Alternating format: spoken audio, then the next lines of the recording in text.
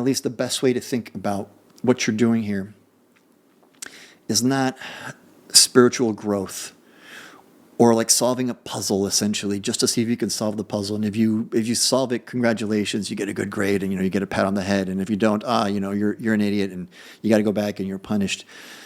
That's not what we're doing. We are facets of the Creator. We are co-creators. We have the creative potential of the Creator. We have the free will of the Creator because we are the Creator. And what we're doing is we're the threads of consciousness that are exploring all the possibilities of existence. And so we're here exploring physical existence at the moment.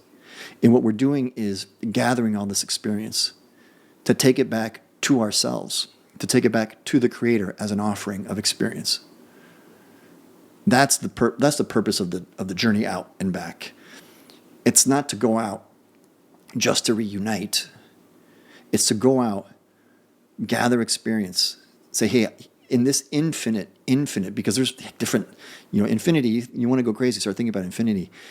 In this infinite range of possibilities, I went out and I gathered this set of experiences. And you bring it back as an offering to the Creator. Here's what I found. Here's what I experienced. I lived 15 trillion lives in 15 trillion realities. And I grew from nothing into a consciousness that could encompass a whole galaxy. I don't know. Who knows what the hell's going to happen? You may as well think big. Why not? And you're going to bring that back to the Creator, which is you. So you go, oh yeah, that was actually pretty cool. That was actually pretty interesting. I remember those 1,000 lifetimes when I didn't know what was going on. That was actually really interesting when I look back. I'm glad I did that because then that helped me get to this, to get to this, to get to this, and then I did this, and then I learned this. I'm like, oh, that was pretty cool. So essentially, I think that's what's going on.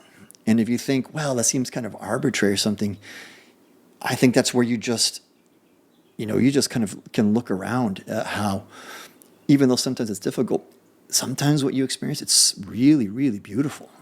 It's just really beautiful to have this particular set of experiences to look out, look into nature, look into a society. You walk out in the city and you see all the people. It's just super interesting. It's so particular. It's just like a particular set of things that have to come together and happen to give you that perspective of, oh, here I am walking down the sidewalk and there's 1,000 other people walking around me. And look, this guy's eating a hot dog and I'm going to go here and I'm going to get this and look, and then I'm going to go. Okay, that's just really interesting and it's beautiful in its own way. So to a certain degree, there really is nothing that you need to do or accomplish. You don't have to go out and become some enlightened monk or something and achieve the power of levitation and